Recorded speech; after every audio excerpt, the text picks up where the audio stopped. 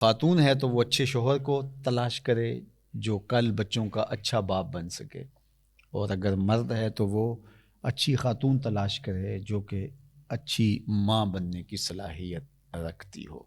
اگر معاشرے میں ڈیمانڈ یہ ہوگی تو پھر یہ صلاحیتیں لوگ اپنے اندر پیدا بھی کریں گے۔ جب رشتوں کی ڈیمانڈ یہ نہیں رہے گی، ظاہری چمک دمک اور مال و دولت اور یہ ساری چیزیں ہوں گی، تو پھر ظاہر ہے اس کی طرف دوڑ لگ جائے گی۔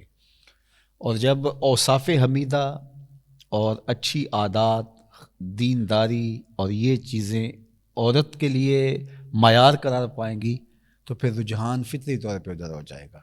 تو آج اگر ہمارے ہاں ان چیزوں کی کمی واقع ہو رہی ہے تو پھر اس کا سبب یہ ہے کہ ہمارے رجحان اور ہماری ترجیحات تبدیل ہو گئی۔ حضرت سیدنا عمر رضی اللہ تعالیٰ عنہ کا واقعہ آپ نے سنا ہوگا کہ آپ جب پہرا دے رہے تھے، راتوں کو گشت کیا کرتے تھے، تو ایک خاتون اپنی بیٹی سے کہہ رہی تھی کہ دودھ میں پانی ملاؤ تاکہ ہم زیادہ پیسے کما سکیں۔ تو اس لڑکی نے کہا کہ امیر المومنین حضرت عمر نے دودھ میں پانی ملانے سے منع کر رکھا ہے۔ تو اس خاتون نے کہا کہ عمر کون سا دیکھ رہا ہے؟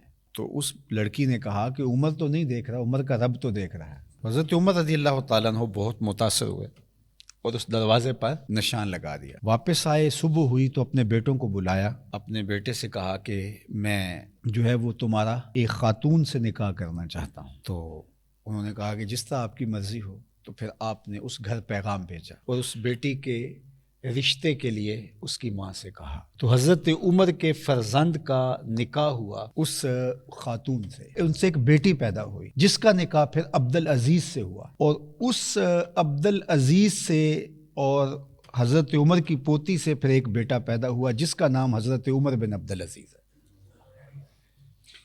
تو اچھی مائیں اچھی قوم دے سکتی ہیں۔ تو اچھی ماں کا انتخاب اس وصف پر آپ نے اپنے بیٹے کا نکاح کر دیا کہ یہ کس قدر اللہ سے خشیت اور اللہ سے خوف رکھنے والی خاتون ہے۔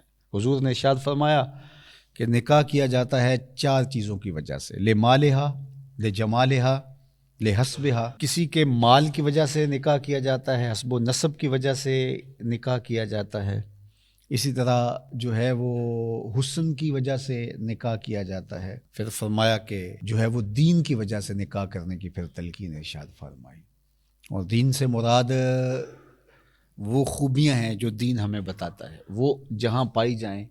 فرمایا جس کا اخلاق کو، جس کا دین تمہیں پسند آ جائے اس سے اپنی بیٹی کا نکاح کر دو۔ نکاح کے انتخاب کے لیے 2 چیزیں بیان فرمائی، جس کا خلق اور جس کا دین تمہیں پسند آ جائے اس سے اپنی بیٹی کا نکاح کر دو۔ ابو الاسود الدؤلی زمانہ جاہلیت کا ایک شاعر گزرا ہے۔ ایک دن وہ اپنے بیٹوں سے کہنے لگا کہ میں تمہارے پیدا ہونے سے پہلے بھی اور تمہارے پیدا ہونے کے بعد بھی تمہارے اوپر بڑے احسانات کیے ہیں۔ تو بیٹوں نے کہا کہ ہمارے پیدا ہونے کے بعد کے احسانات تو سمجھ میں آتے ہیں، لیکن ہمارے پیدا ہونے سے پہلے آپ نے ہمارے اوپر احسان کون سا کیا ہے؟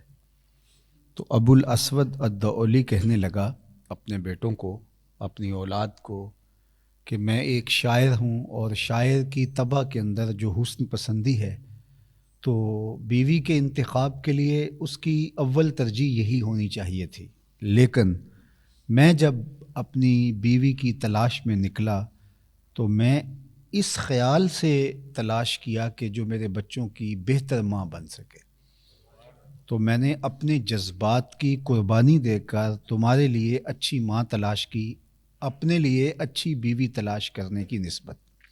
تو میرا یہ وہ احسان ہے جو تمہارے پیدا ہونے سے قبل میں نے تمہارے اوپر کیا۔ اگرچہ اچھی بیوی ہی اچھی ماں بنے گی،